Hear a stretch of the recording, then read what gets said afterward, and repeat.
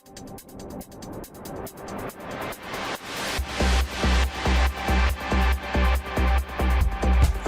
into your seats and get ready. It's time for the Mortarpod.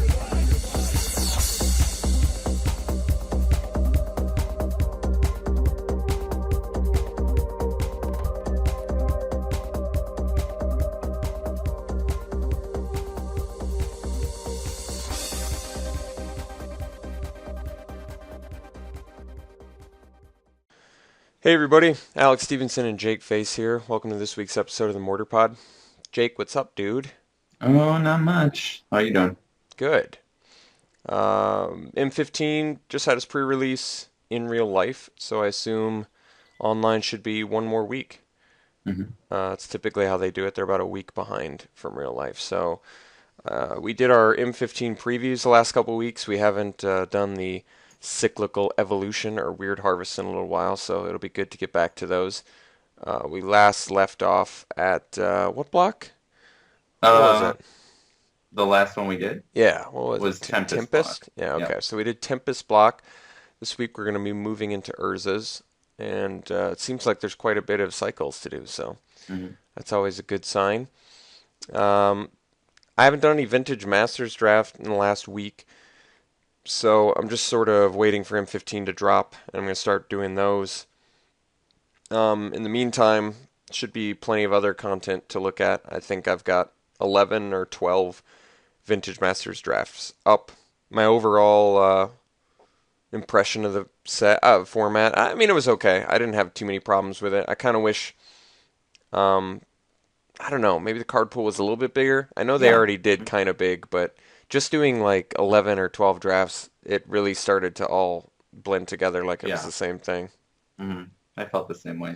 I don't know why that felt like that exactly, but that's kind of how I think it panned the out. hyper rarity on the desirable cards, it's cool, but it made it, I don't know, a little more everything became the same because nothing was really getting put into the pool extra, I guess. Yeah, I felt like every game started to blend into the same thing a little bit. The Blue-Green Madness deck was just super popular. Probably played that the most. Any sort of white X deck, white operated so well as any sort of aggressive strategy. It could just be paired with anything because they had like the Shadow guys and the Benalish Trappers and stuff like that. So white really operated on well with anything. Black decks were like Black-Blue Storm, Blue-Black Storm. Mono-Blue is viable. So, I mean, there were definitely different archetypes you could do, I guess, but some seemed more powerful than others. Goblins got a little bit less popular, it felt like, at the end. Yeah, definitely. But overall, I mean, it was a cool format. They infused some Power 9. I ended up getting 2 pieces of power total in all my drafts, and I decided to just hold on to them because I'm assuming the price is going to spike on all Power 9 once Vintage Masters goes offline, but maybe some other people don't feel that way. I don't know. I guess we shall find out. Okay, without further ado, check out seemsgoodmagic.com, and let's start the podcast. Cyclical Evolution. Cyclical Evolution. This is the segment of the show where we go through all the old cycles of Magic.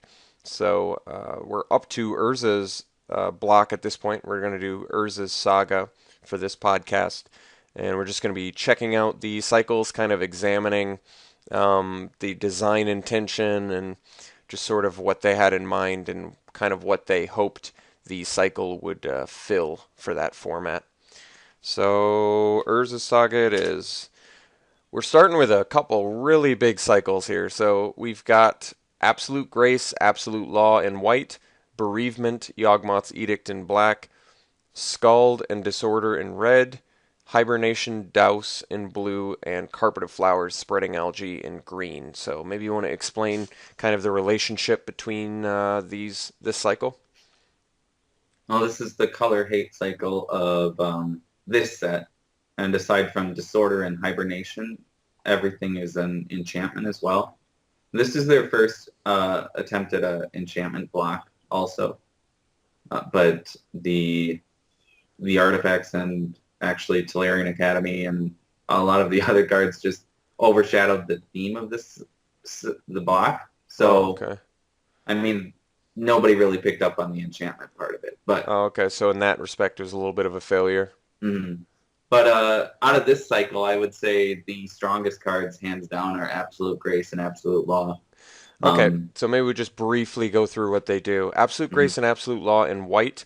Absolute Grace is all creatures gain pro black. Absolute Law is all creatures gain pro red. And then the black cycle, we've got Bereavement, Yawgmoth's Edict. So Bereavement is whenever a green creature dies, its controller discards a card. Yawgmoth's Edict is whenever an opponent casts a white spell, they lose a life and you gain a life. Scald and Disorder are in red. Scald is whenever a player taps an island, deals 1 damage to them. Disorder is deal 2 damage up to each white creature and each player who controls a white creature for 2 mana. Hibernation and Dows are blue. Hibernation is an instant for 3 mana. You get to return all green permanents to owner's hands. Dows is an enchantment, and for 1 and a blue, you can counter a red spell, which is pretty crazy. Yeah. Carpet of Flowers and Spreading Algae is in green. They're both 1 mana. Carpet of Flowers is a 1 mana enchant. During your main phase, you can add up to X mana of any one color to your mana pool, where X is the number of islands an opponent controls. And then Spreading Algae is you can only play it on a swamp. Whenever the land becomes tapped, destroy it. And whenever it's put into a graveyard, you get to return Spreading Algae to its hand. So it's a little swamp land destruction for 1 mana, which is kind of crazy too. Mm-hmm. So you were saying the best 2 were which 2? Absolute Grace and Absolute Law, I think, by far. Absolute Grace protects all your creatures from all black removal and also black creatures. And then Absolute Law protects all your creatures from all red damage and so red creatures, Yeah, that's really dirty because you can just so all your guys basically become unblockable against those monocolor decks, and they can't be destroyed by the destruction spells. Yeah, and it does say all creatures, but it doesn't really matter if you're not playing either of the colors that you're giving protection to. But Absolute Law actually screws over Disorder, which is kind of funny. But they are also enchantments, and there really wasn't a way to get rid of enchantments for black or red at this time. And there still really isn't. No. Discard. I think Disc was available in this standard, maybe. I can't remember exactly, but I think it was. Maybe it was out. Maybe this was when 5th edition came in, so this Nivernose Disc wasn't even around either. But yeah, you were pretty hosed if your white aggro opponent got this off against you, I think, if you were in red or black. Yeah, it seems wholly unfair. Like they wouldn't even print it doesn't even make sense as a thing to do. They might have thought it was justified because all creatures had it, but it's like not even close. Yeah, like I could see this as a rare and at like 6 or 7 mana and like your side only, something like that, or 5 or 6 mana. That would actually make a lot more sense. But 2 mana is just so cheap for those weenie decks to just instantly have all protection. Yeah, essentially. Against, 2 colors. Yeah. So that seems like a definite mistake. Yawgmoth's Edict is kind of cool. I like against that. I like maybe the blue-white control deck. Bereave's not bad either. That could be a punishing. I feel like it's a little bit too narrow to really be super good. Yeah, I think that ultimately, like, that extra discard effect, those kind of things never really pan out the way you want. Because this is now a card that you play, and then you have to play another card that kills your opponent's creature. Yeah, it's the Liliana's Caress it is the condition. Liliana's Caress thing. But Scald is okay. It's just that this time Tolarian Academy was the blue deck, the blue style deck. Oh, so it didn't hose them as bad. Yeah, it didn't even matter because they weren't necessarily having to tap islands for shit, Yeah, and we'll get to Tolarian Academy later. Yeah. That's part of a cycle as well. Disorder seems really good. That's, I mean, against the white deck, that could be a board wipe. And then you get to deal damage to them too. That's cool. Yeah, that one was really good. I'm not sure if it was really that viable at the time that this was out, but Savannah Lions was still a standard card in this era, I think. Or maybe they took it out for 5th edition. Now that I think about it, it wasn't in 5th. So this might have been an era where White Weenie was actually on the downward swing, Okay. But they did still have access to Armageddon, so if they had a good big creature, like if you had Argothian Worm, which we'll see also, or which we won't see, but it's a 4-mana 6/6 trample that if your opponent sacks a land, you put it on top of your library when it comes in. Okay. So they could always sack a land and make you continue to return it, but if they let it drop and then you get in the turn after, it's like, oh, now you have a 6/6 on the board and I can't do anything about it. I see. But still, I don't know where I was going with that, but Well, we've got... I don't think Disorder was as powerful at this Yeah, point because as it could have been. you're just kind of saying White Weenie wasn't a deck, maybe. Mm-hmm.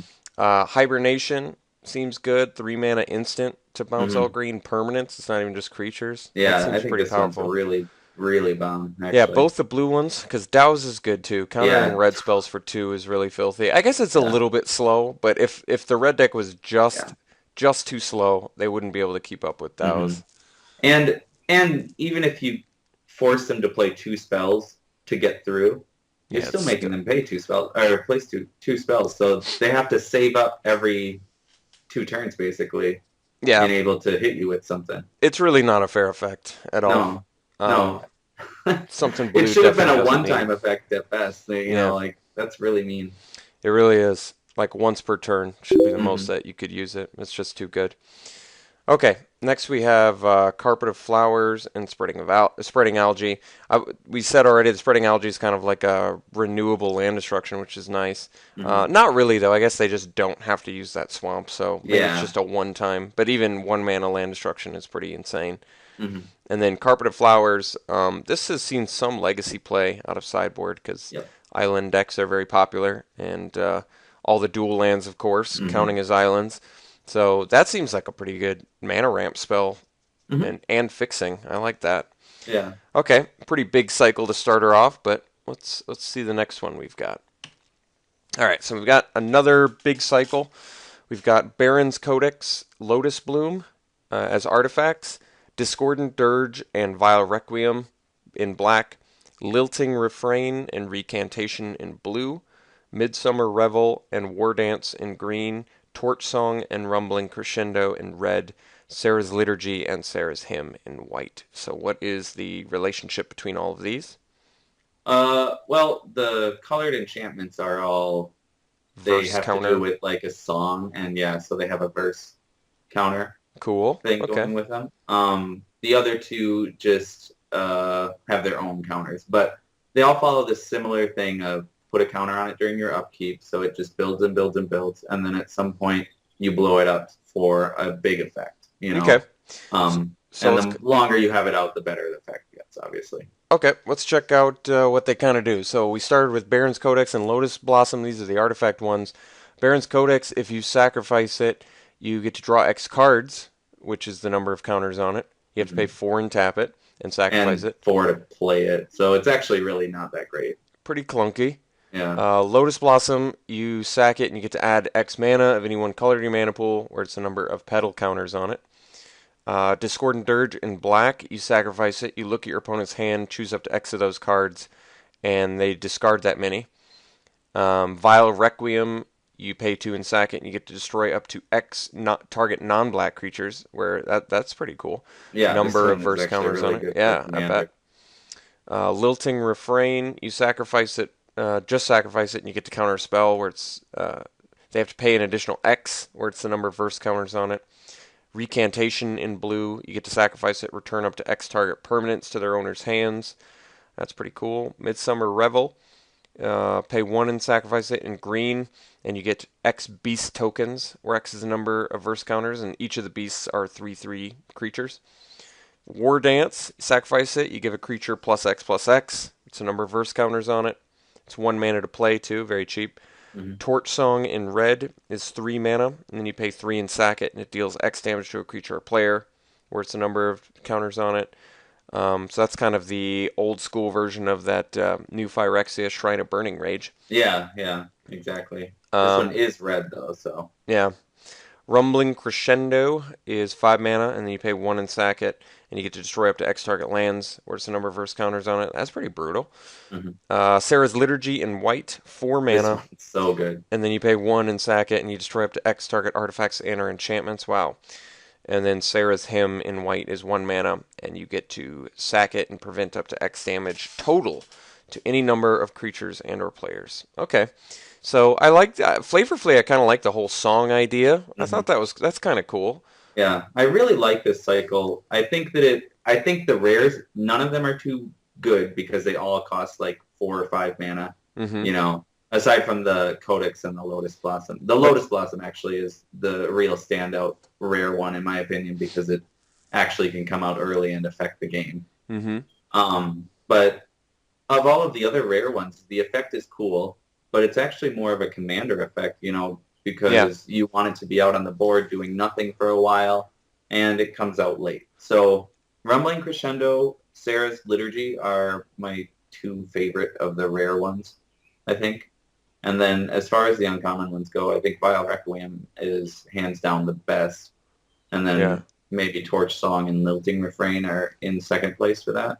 Well, I think it was kind of like what you're saying, how they're really they seem a lot less playable in like a constructed or a draft one-on-one game than they do in Commander. Like Sarah's Liturgy, you made the comment about how good it is, and you're right, but that is definitely specifically for Commander where it shines. No, and it's like a 20-cent or less card. You know what I mean in real life, but that effect in Commander is like, you know, exactly what huge. You want. It's so huge, And a lot of times people leave it alone if they're not committing those permanents to the board.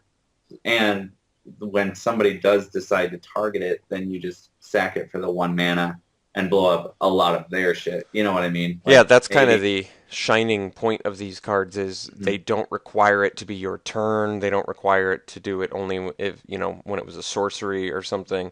They give you that. As long as you've put the time into it, you can bust it whenever you want. Yeah, and also most of them are free or cheap, you know, like I shouldn't say most of them are free, but most of them are cheap, you know, to activate once you get them out. Torch Song is probably the big exception at 3 mana, you know, and Baron's Codex, which I'm not really a fan of anyway, but yeah, I like this cycle though. Very cool.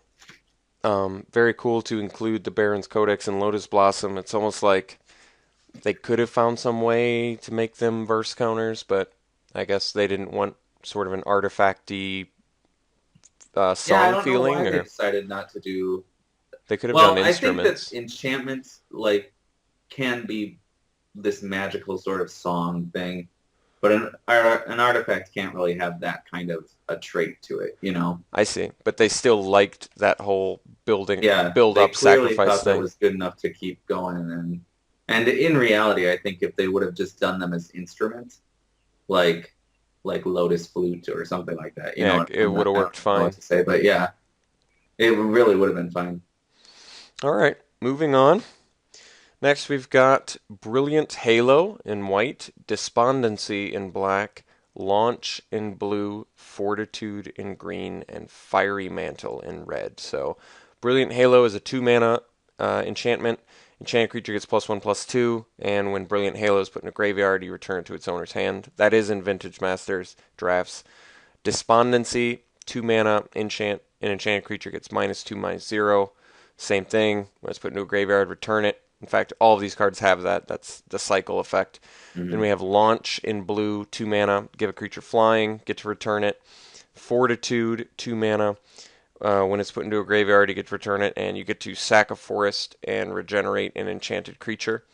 And then Fiery Mantle, which gives a creature fire breathing. And then when it's destroyed, you get to bring it back.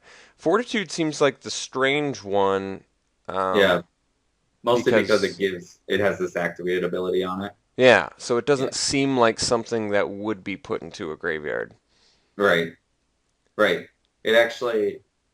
It's funny because a lot of the removal spells at the time could just kill something outright and got past regen anyway.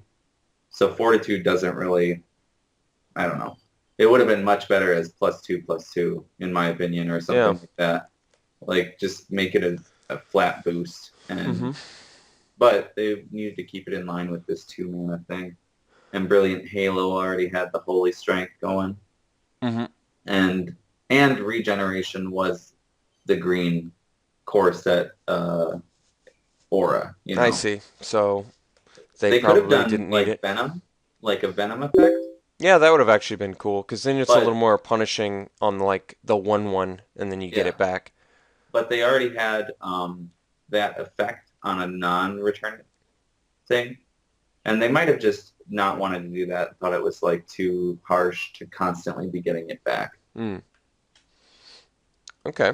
But Well, yeah, I know what you mean. This one is like, yeah, and even though Fiery Mantle also has an activated ability, Fortitude is the one that kind of doesn't make sense. But yeah, that's true. I mean, they all seem to make sense because even Despondency, yeah, getting that back after you've weakened something is valuable. Even Launch, if they manage to deal with the one flyer, at least you get to give another creature flying. hmm Same thing with Halo and Fiery Mantle. They all make yeah, and sense being put on Fiery Mantle creatures. makes it your creature more of a killer. Like Yeah, your little definitely. guys can just be annihilators, so it's kind of cool.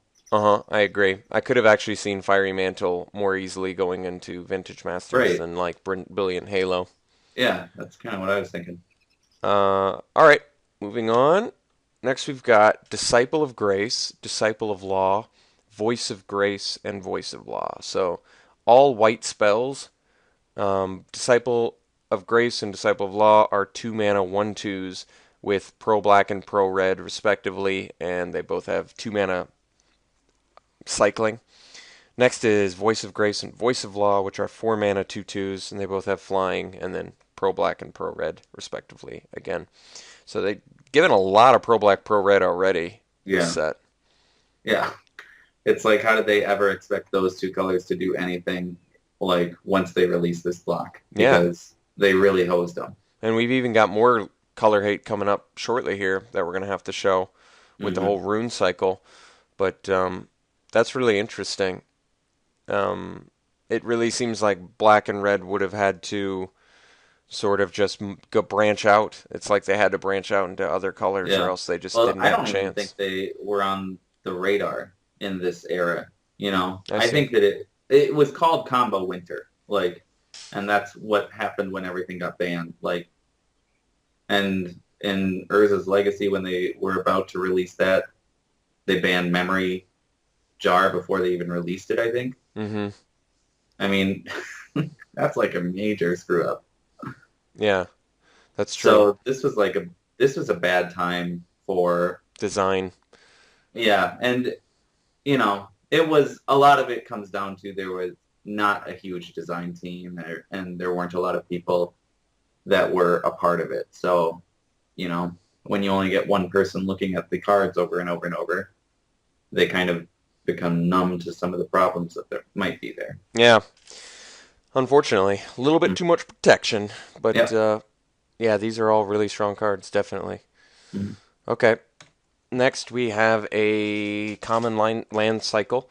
Drifting Meadow, Polluted Mire, Remote Isle, Smoldering Crater, and Slippery Karst. So these are one for each color, and they have cycling for 2 colorless. So another common land cycle, much like the other one that we haven't gotten to yet, but that's from Onslaught block, correct? hmm So this is the first cycle land Yeah. I would cycle. venture to say the Onslaught one is better Yeah, I just think so because too. one mana is so much more crucial. They all intertapped too. I should mention that. So Yeah. they're not just like strictly better than basics. But they are very good cards. hmm Definitely good cards. All played in Commander, I'm sure. Why not? Yeah. If you're monocolor, for sure.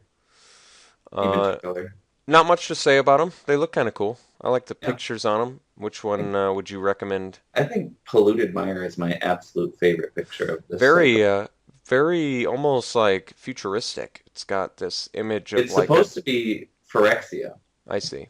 and like I don't think you can really tell, but the tree in the foreground is actually metal. Like you can see the what is that thing? Oh, I see what you're It's like saying. a knob Yeah, you on see a the, valve on it. yeah, valve. Thank you. So in Phyrexia, even the foliage is metal. You know? That's cool. Yeah. I didn't even realize that was like a tree root. I see. I'm pretty Um, sure that's what it's supposed to be. Or Dri- it's a like Phyrexian technology infecting a swamp could be in that too. Dominaria. Yeah. And there's like But chains I and think it's stuff. supposed to be like a Phyrexian swamp. But this, I mean, the lands definitely look kind of cool. I like that. All right. Next.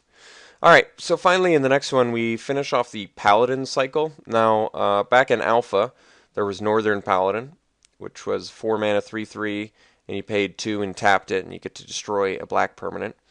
Then in Weatherlight, they brought us Southern Paladin, another white card, and it was also 4 mana, 3/3, and you paid 2 and tapped, and you get to destroy a red permanent.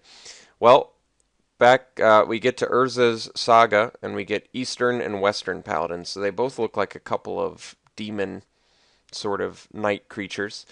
They were summon knight at the time. Okay, they're zombies they're now. zombie knights at this time. Yeah. Okay. And then you pay 2 and tap, and you get to destroy a green creature with Eastern and a white creature with Western. Now, why did they not make it white or green permanent? I think it's because of enchantments, specifically. I don't think they wanted to give black the ability to interact with enchantments still. That's too And bad. they still don't. They still don't give black that ability. I feel like they could have done non-enchantment green permanent or something. I think they could have actually gotten away with green permanent and white permanent on this one. I think so too. Just to keep the consistency with the others. But yeah, I mean, it's unfortunate that they didn't do it. And this was also at a time when they really, really could have got away with it, Mm-hmm. So that was a little bit underwhelming about it, especially since Carl Critchlow did kind of a cool job with these very sinister-looking zombie pictures. Mm-hmm. But I kind of think that their arts could have been swapped. Oh, really? Mostly because that green background really throws me off that it destroys white creatures. Oh, I see what you're saying. It looks more like it should destroy green. Yeah. Yeah, I guess that's true. They look cool. They definitely look cool. So they're zombie knights now. That's right. Mm-hmm. All right. Well, I definitely recommend checking out the art on them, and I'm sure they were still very playable at the time, since destroying green or white things is pretty awesome. But Western gets blocked up pretty good by that rule of law, or is it rule of grace, whatever one it is. Absolute grace. Yeah. That hoses it pretty good. Yeah. All right. Next, here we go. All right, so we've got Gaia's Cradle, Sarah's Sanctum, and Tolarian Academy. So, Gaia's Cradle, very, very awesome, amazing card, expensive. With the new legend rule, Gaia's Cradle kind of got reborn as how powerful it is. But it's a legendary land. You tap and you add a green for each creature you control. Sarah's Sanctum is white legendary land, and you get to tap it and add white for each enchantment you control. And then Tolarian Academy is tap and add a blue for each artifact you control. And they're all legends. Gaia's Cradle has retained the highest value with the new legend rule. It's been kind of insane. Play it, tap it, add like 8, and you get to play another one and add another 8 or something crazy like that. So, yeah, I'd say just Gaia's Cradle sort of the standout one. I think at the time Tolarian Academy was sort of the one that was broken. Is that right? Well, it's the one that got banned first and stayed banned forever, basically. I see. Because there were such cheap artifacts. Is that what did it? Yeah, it's basically affinity out your artifacts, tap for a stroke of genius for a bunch, and then play more artifacts. Yeah, that is dirty. I could see that being really filthy, because there are like the free artifacts that maybe have a crappy ability on them, but if they're ramping you and getting you cards with Stroke of Genius, I could see that being really good. This was also a time when Lotus Petal was in standard. So it's like Petal, Petal, Petal Academy, and, tap the Academy for 4, but then you also had Sapphire Medallion, so double Medallion, or whatever you did. It's just stupid. There's so much stuff around that, really, really broken. Sarah's Sanctum, kind of a cool one. I could see that being played in Commander. I'm sure you've played it before, right? Maybe? Yeah. It looks like a flavorful one, at least. Yeah, I really, really like this one. I don't know that I still have it. I might still have one. It's one of my favorite cards, I think. It's a cool one. What are the... so there were 2 more legendary lands from the cycle, and we didn't include them because... they really didn't feel like they had a relationship to these other 3 colors. They look slapped in. and it's sad. Yeah, they definitely were part of this cycle since they were legendary lands and they were the remaining two colors that aren't part of Hmm. this. But I mean, we can quickly just kind of go through what they do. One of them was sack a creature, and you get to add 2 black. Yeah, You had or to it tap taps to for do it too, colors. right? Yeah, yeah. And then the other one was 2 and a red tap, and you dealt 1 damage to each opponent. Yeah. But they didn't really feel like legend lands. Like No, they shouldn't have they been didn't even. legends. I don't know. And sacking a creature for 2 black is really not that impressive. When it also taps down a land, and when you printed Dark Ritual in the set, Mm-hmm. I kind of just feel like you could have at least made it a Dark Ritual, and then it would feel a little better as part of this cycle. But the Shivan Gorge too is actually a real big slap in the face. In fact, Shivan Gorge was like really mean because this set was already not good for red. Like they already kind of just shit on red. Yeah, so then they get And the then shaft on their legend land too. yeah, their legend land just is total crap. And I think it would have been a really easy fix with something like add red for each instant or sorcery, or just choose like sorcery, just sorceries in your graveyard, something like that. That's But true. whatever, that's neither here nor there. Yeah, so, but these three definitely heavy hitters. Unfortunately, Mm-hmm. the other two, yeah, you're right, that we're already getting kind of crapped on, black and red, so Mm-hmm. just kind of an unfortunate circumstance there.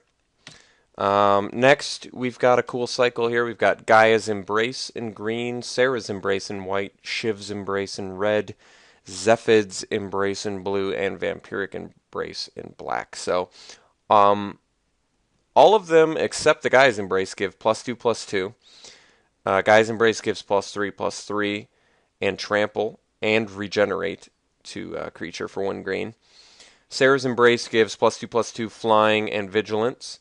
Shiv's Embrace gives +2/+2 Flying and Fire Breathing. Zephid's Embrace gives +2/+2 Flying and Shroud. And Vampiric Embrace gives +2/+2 Flying.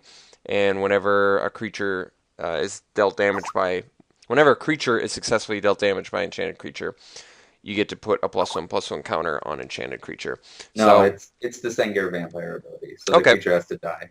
so the one that it's kind of a crazy picture. The one that stands out to me as being the best is possibly the Shiv's Embrace, only because red getting flying, it's a little bit atypical. Obviously, this has a relationship to like dragons or drakes of some sort, since you can see that in the art.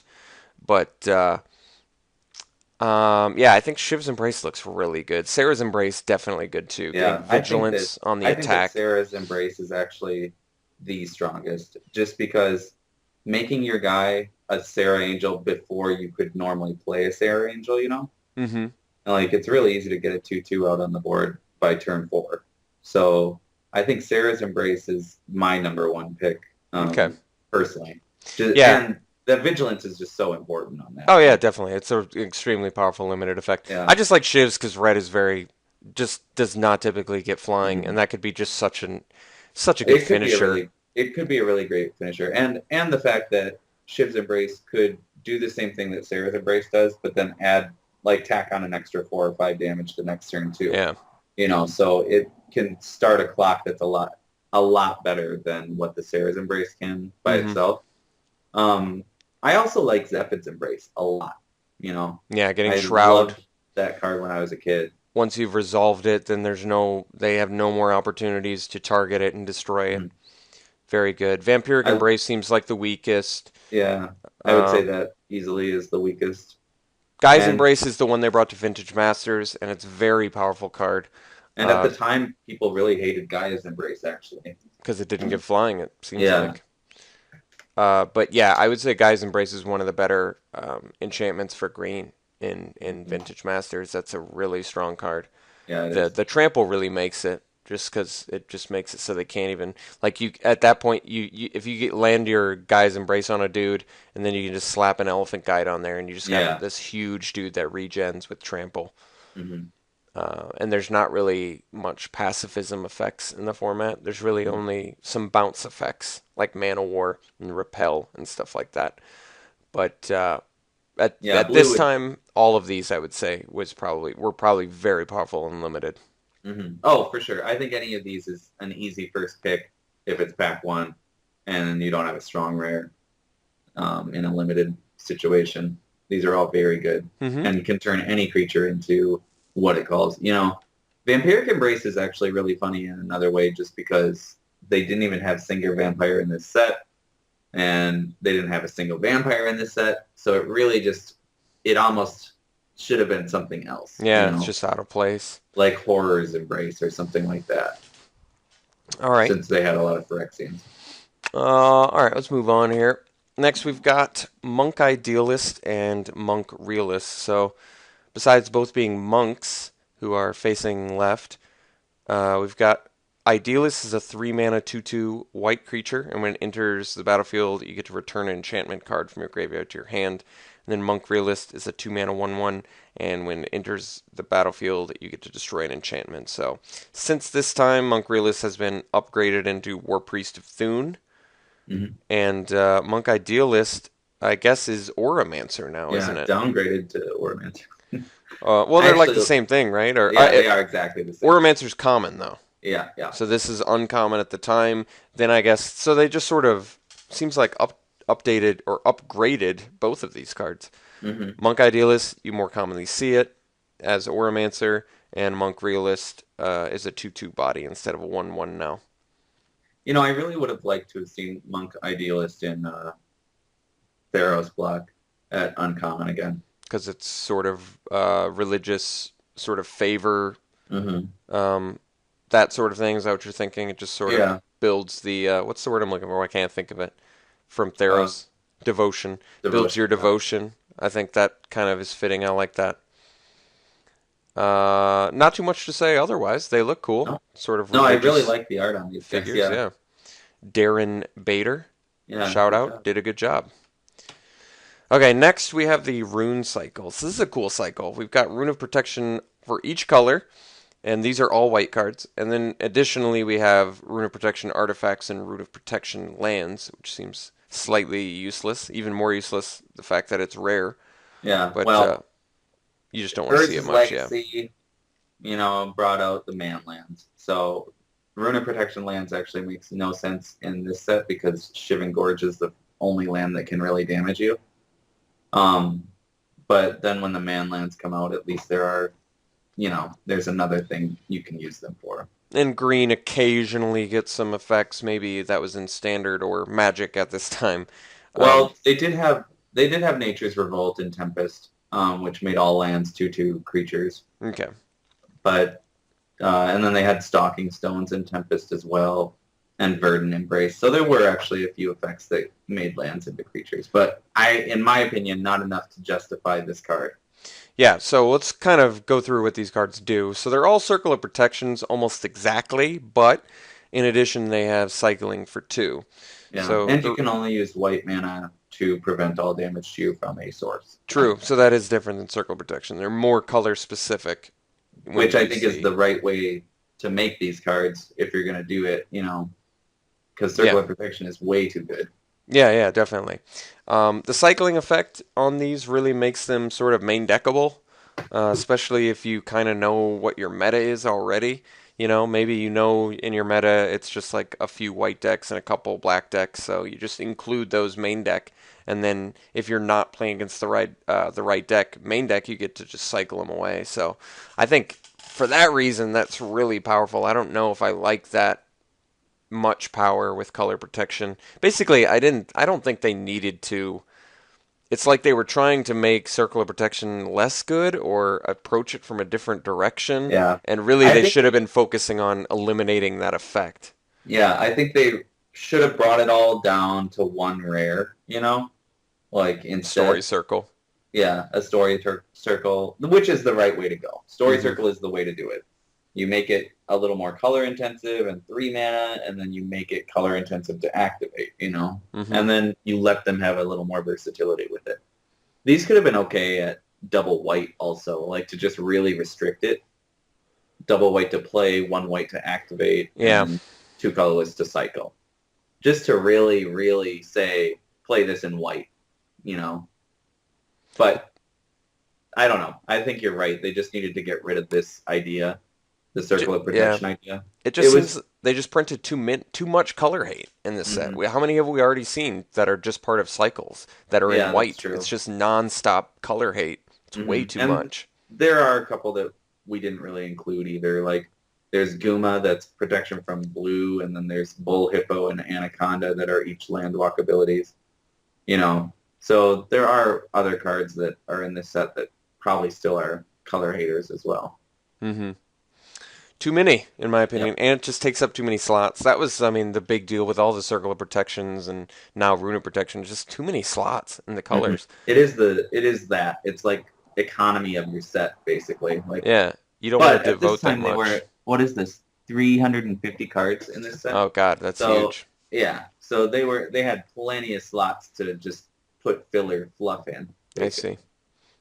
More stuff to collect. Cool pictures on them though. Looks Mhm. like it's all women, which is kind of I interesting. think, and this is something I just realized or thought. They're I all the think it's same the one. Mother of Runes, Okay, that would which would make make sense. sense. Flavor Flate, I like it. Um, see if she's wearing that thumb ring in a different one. I guess not.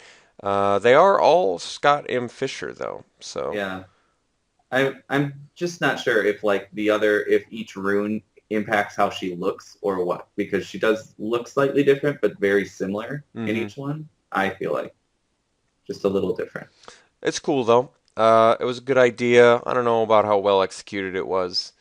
Um, at the time, I'm sure they were really proud of the fact that they could tack cycling on it and make it slightly different and make Hmm. it maybe more playable. But really, in reality, they should have just been searching elsewhere for something to do in white because it's just too obnoxious. No one likes playing against these effects. They're not fun. They don't add to the substance of Yeah, the they game. definitely don't add interaction. They don't add interaction. They slow stuff down, which, obviously control wants that. So if you're a control player, maybe you're like, I'd sign up for that. That sounds great. But the truth Well, is, of it's course just, they're good, yeah, but that's the problem. Like they're just too good for a common, and yeah, yeah. this shouldn't be an effect at all. Like Yeah, not just in five card, sideboarding not into across this five in cards. limited would just be bonkers too. Just taking people out like, oh, you're Yeah, playing. What are you playing? Mono black? Well, thank God I got two Rune of Protection blacks, yeah, super late pick. So yeah. I'm just gonna These should have sideboard them been in, and you're dead now. You can't Yeah, win. these should have been uncommon, and they should have been restricted to black and red.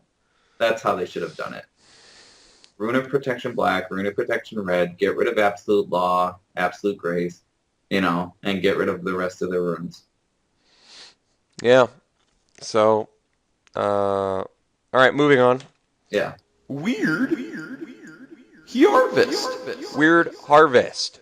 This is the segment of the show where we talk about a weird card from the past. In this case, we're going to be talking about a card from Urza's Saga. So we just sort of examine the name and picture specifically. We talk about what's like weird about them, and then we kind of go through the mechanics of the card and a little more information about it. But this week we got a fun one, Metronome. So not the metronome you're thinking of, not the actual music metronome, or in a sense it kind of is, but so this is it's spelled Metrog, like gnome, like a little gnomish creature, like a dwarf or something like that. Not a metronome like Metronome. So obviously you can see the play on words there. It's a 4 mana artifact. When a spell or ability an opponent controls causes you to discard it, you get to put 4 gnome tokens into play, and they're 1/1 artifact creatures. And then you pay 4 and tap, and you get to put a gnome token into play, and it's a 1/1 artifact creature. So, not that powerful of a card, but No. cool picture. Renewable creatures. I'm sure at the time it's definitely a rare. In Uh-huh. limited, I'm sure it was highly playable. I actually don't know how quick the format was, but you get the added bonus of being able to colorlessly get by all of those white protection effects. Hmm. Besides the rune of protection artifacts, of course, but at least that was an uncommon. Yeah. I think Um, what you really wanted this for was the first effect on it, though. Make them discard, like get lucky and hope your opponent makes you discard it. Yeah. Uh, Basically, you want to have it in your sideboard, I think, against discard. And yeah, you can poop out tokens, but I don't think that is really what you want it for. I don't know. It really is dependent on how fast or slow this format was. If it was a slower format, I could totally see getting away with just rocking this spell. But let's kind of describe the picture a little bit, because it's a little bit goofy too.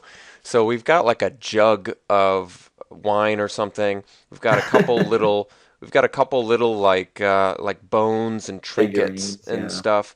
And then the actual metronome itself, which seems to be sort of some sort of wind up, just It's in essence, it is a metronome, like the way that it looks, like its general shape, etc. it's just a bunch of gnomes sort of crowded together or attached to each other almost, and it's Yeah. got like a wind-up thing for a wind-up toy on it, and then some of them are wielding like a big halberd or an axe and like Mhm. some weird gold parts to them, but it's very odd. So it's like a collection of gnomes, which kind of makes sense since it spits out gnomes. Mhm. I'm not sure exactly how I see the relationship of why, if you had to discard it, you would get a bunch of gnomes. I But think they broke it, and the gnomes like broke apart. oh, that's the flavor of it. Okay, when you say it like that, that actually makes some sense. I like that. Yeah, but usually it would be like a when it is put into the graveyard from the battlefield effect, Yeah, if it were that. that's what I would think of broken more as, Yeah, but I but see what I you're do saying. think that that's kind of what they were going for. Okay. The fact that it's an artifact that if it's the only artifact in your hand and they duress you, I think they have to take it. Like if you only have creatures and this in your hand, Oh, I see. they would So have to take your metronome. that's kind of funny. Yeah, so I mean, I guess there are some things that you could do to force your opponent to kind of be screwed by it, but not Yeah. really. It's a little bit of a narrow ability on it, but Mhm. we've seen stuff like that before. Kind of the Yeah, Wiltleaf Liege or the Obstinate Baloth sort of yeah. idea. This one's not necessarily made for pro gamer either. Like Yeah, this this is is definitely, definite like flavor fun sort yeah, of. Just but whoever kind of came up with the name of it, you could tell they were just yeah. having a really good time with Oh, that. they So had amazing props to that person for yeah, coming up with that I this mean name. it's That's funny. great. Yeah. It's a funny conceptual piece. Hmm. Okay, that's it for this week. Thanks a lot for watching, guys. Look forward to some M15 drafts. Ideally, I'm just going to assume they're coming on during the weekend, or maybe a little bit earlier. So look forward to some M15 drafting, and we'll see you next week for some more Urza's block.